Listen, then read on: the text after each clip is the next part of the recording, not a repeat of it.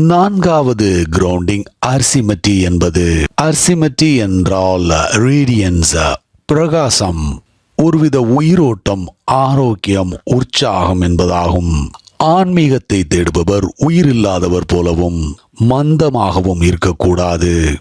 பெரும்பாலும் ஆன்மீகத்தை தேடும் மனிதர்கள் இப்படித்தான் இருப்பார்கள். நீங்களும் பார்த்திருப்பீர்கள். அதனால்தான் இந்த கிரவுண்டிங்ஸ்களை பற்றி உங்களிடம் சொல்ல வேண்டும் என்று ஆசைப்பட்டேன். இதை பற்றி புத்திஸ்டுகள் கூட மறந்து போனார்கள். புத்த துறவிகள் முகம் வெளுத்து போன நிலையில் மந்தமாக, உயிரில்லாதது போல, வாழ்க்கையில் ஆர்வம் இல்லாமல் ஊர்ந்து போவதை நீங்கள் பார்த்திருப்பீர்கள்.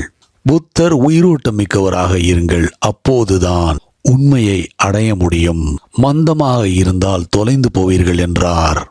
and be radiant, ஏனென்றால் எதிர்காலத்தை பற்றி எந்த ஒரு பதற்றமும் ஆன்சைட்டியும் இல்லாமல் இருக்கும்போது, எதிர்காலத்தை பற்றி ஒரு எதிர்பார்ப்பும் இல்லாமல் இருக்கும்போது உடலின் ஒட்டுமொத்த சக்தியும் உங்களுக்கு கிடைக்கும். Then you can burn your torch from both ends at once.